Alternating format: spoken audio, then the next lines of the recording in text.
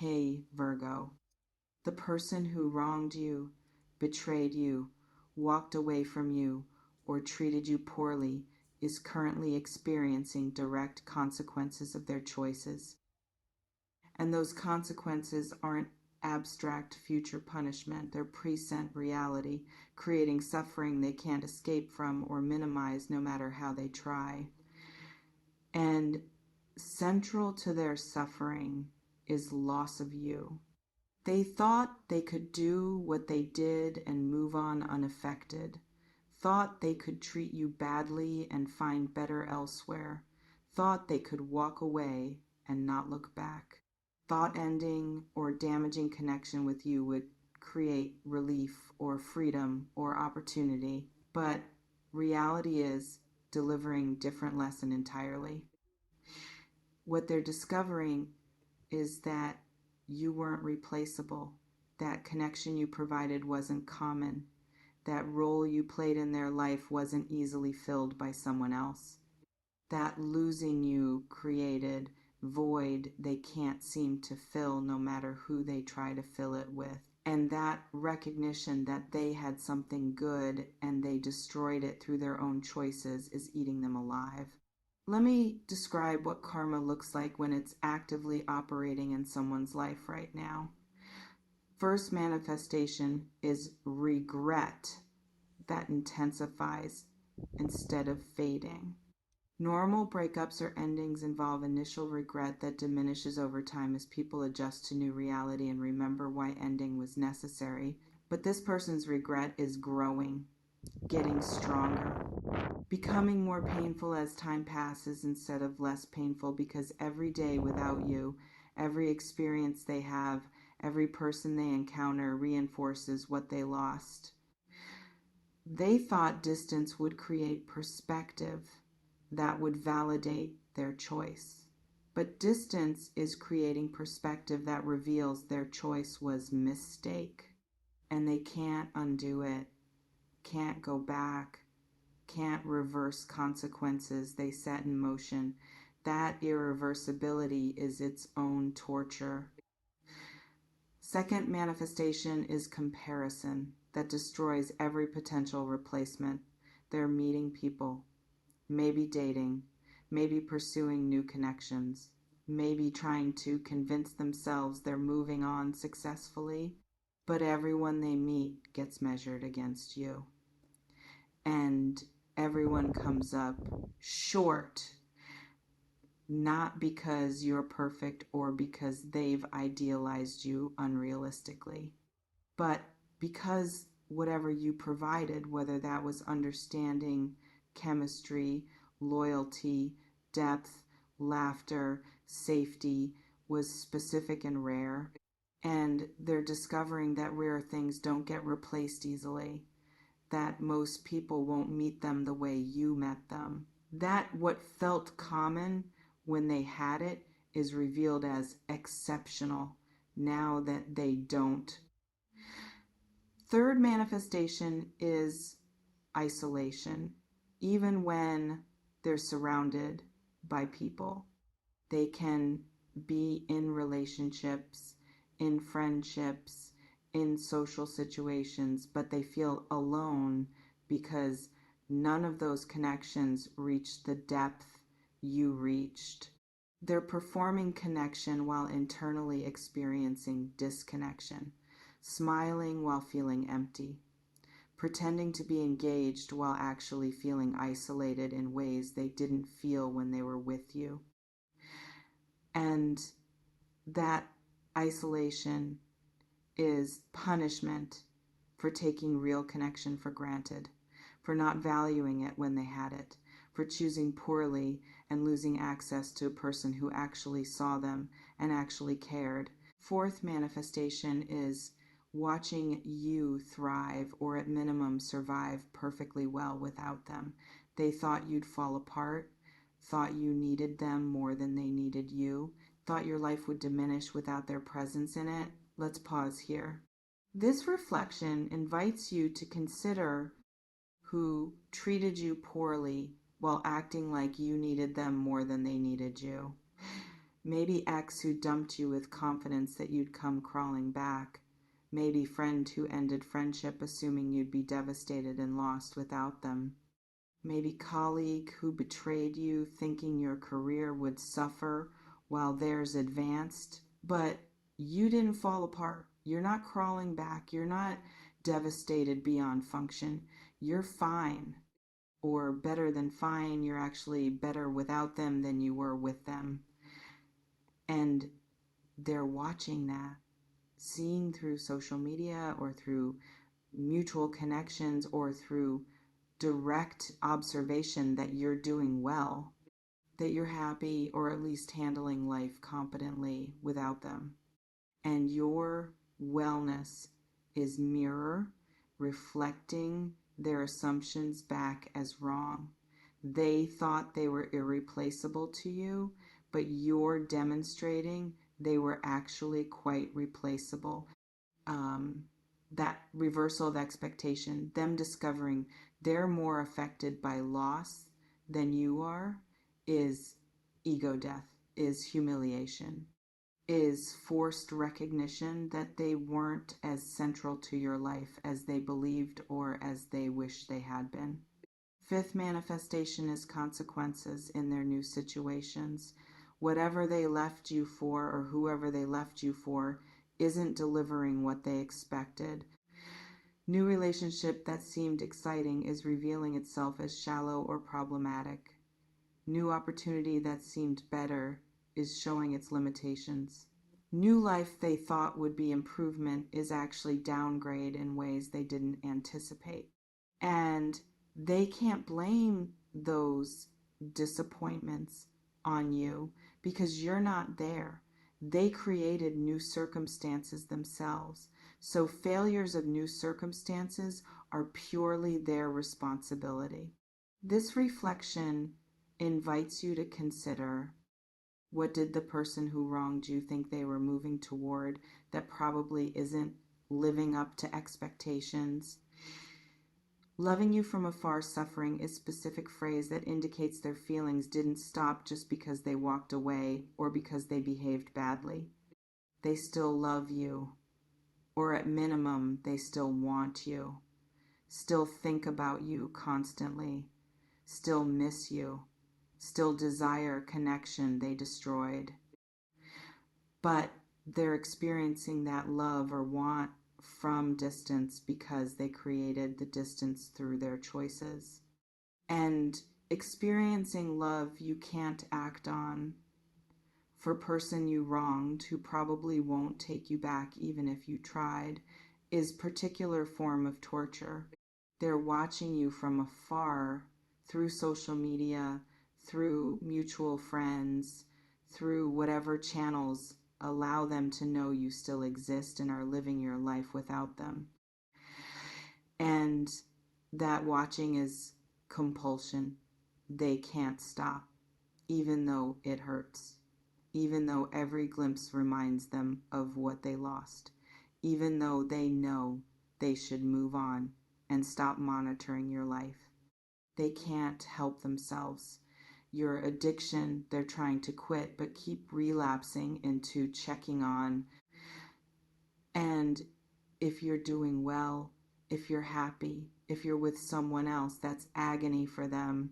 Proof that they're not necessary to your happiness. Proof that you've moved on in ways they haven't been able to move on. If you're not doing well visibly, that creates different torture guilt about having contributed to your struggles, desire to help or fix that they know they don't have right to act on. Either way, they're suffering. And suffering is direct result of choices they made.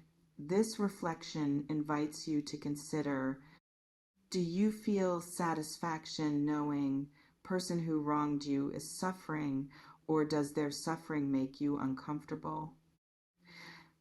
Let me address what you should and shouldn't do with knowledge that karma is operating on person who wronged you. Don't gloat publicly. Don't post things designed to rub their face in your happiness or their mistakes. Don't perform wellness or success specifically to hurt them, even if their suffering feels deserved. That keeps you attached to them through negative bond, keeps your energy focused on them instead of on your actual life, prevents you from fully moving on because you're still performing for their benefit or detriment. Don't reach out to check if they're suffering.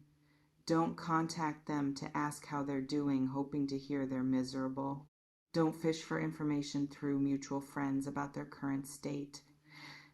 That gives them power by revealing you still care enough to check, and it opens door for them to try to reconnect if they sense you're still invested. Don't take them back just because they're suffering. If they reach out with apology or confession of regret, you don't owe them reconciliation just because they're finally recognizing what they lost. Suffering doesn't automatically equal growth. Regret doesn't automatically equal changed behavior. Someone can be very sorry and still be the same person who would hurt you same way again once suffering faded. Do focus on your life independent of their karma. Whether they're suffering or thriving is ultimately their business, not yours. Your job is living well, healing fully, moving forward completely, not monitoring their consequences or ensuring they suffer adequately. Do maintain boundaries if they try to return. If their suffering drives them to reach out, you're allowed to say no, allowed to say you've moved on, allowed to say suffering doesn't create obligation for you to relieve that suffering by giving them another chance. And do trust that you don't need to enforce karma. You don't need to make sure they suffer enough or learn proper lesson. Natural consequences are handling that without your intervention.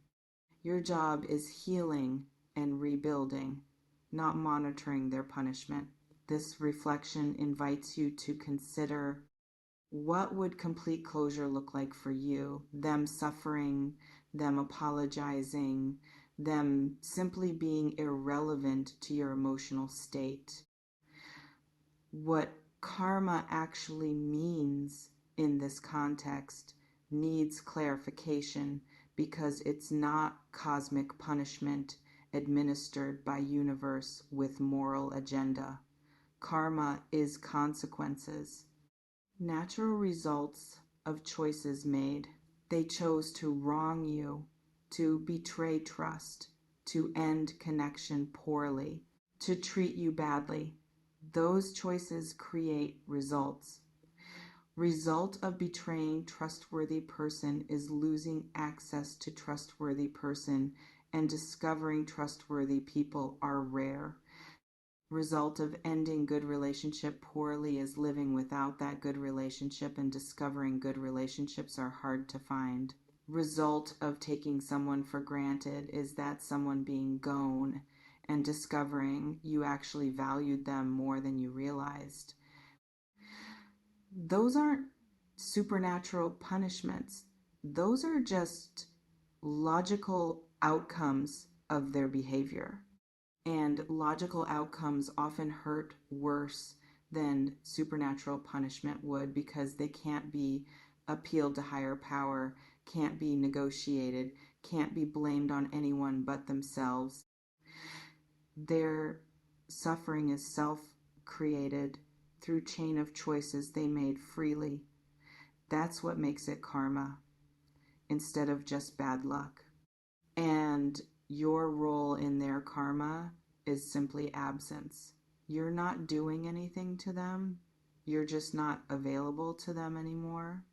And your absence is what creates suffering because they valued you more than their behavior indicated. This reflection invites you to consider, does knowing their suffering is self-created through their own choices make you feel differently about it than if it were random misfortune? Let me address whether they'll actually learn from this karma, or whether they'll just suffer without growth, because suffering alone doesn't guarantee wisdom. Some people experience consequences of their actions and actually learn. They recognize patterns, they take accountability, they change behavior so they don't repeat mistakes. Their suffering becomes teacher. If person who wronged you is that type, their current suffering is transforming them, making them a better person, teaching them to value what matters, creating genuine growth that might make them worthy of connection with someone else eventually, even if not with you again. Other people experience consequences and learn nothing. They suffer, but they externalize blame. They regret outcome, but not choices. They wish situation was different, but they don't change behaviors that created situation. If person who wronged you is that type, their suffering is wasted, not producing growth, just producing pain that will eventually fade without creating lasting change. You probably don't know which type they are, and honestly, it doesn't matter for your healing whether they learn or not. What matters is you learning what you need to learn about what you deserve, about what you'll tolerate, about what real connection looks like versus what performance of connection looks like, about your own worth. Their growth or lack thereof is their journey. Yours is yours. You remain in complete control of how you relate to knowledge that person who wronged you is suffering. You can feel satisfaction, indifference, compassion, or some complicated mixture. The power is yours. It always has been. You may notice reading this has created complex emotional response. Maybe satisfaction that they're getting what they deserve. Maybe discomfort with feeling satisfied about someone's pain. Maybe validation that your worth is being recognized, even if too late. Whatever you're feeling, honor it. Take what resonates, softly release the rest. Trust yourself. Before we close, I want to ask you something. When someone who wronged you experiences consequences, does that create closure for you, or does it keep you attached to their story? Drop your honest response in the comments.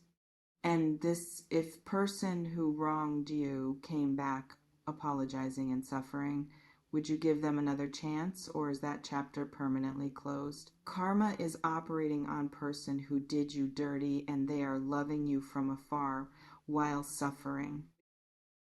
And that suffering is natural consequence of their choices creating loss. They're finally recognizing as significant. But whether they learn from suffering or just experience pain without growth is their journey, not yours. And your healing doesn't depend on their karma being adequate or their regret being sufficient. Not eventually, right now, currently suffering. Trust yourself with this trust that you don't need to monitor their karma to be healed. Trust that their suffering doesn't obligate you to relieve it. Trust that you can release them completely instead of staying attached through satisfaction at their pain. Trust that the best revenge is living well, not ensuring they suffer adequately. See you in the next one. And listen, karma isn't punishment you need to enforce. It's natural consequences operating automatically. Your job is moving forward into better, not looking backward to confirm worse is happening to them. Stay forward focused. Stay healing. Stay free. Their karma is their business. Your peace is yours. Take care.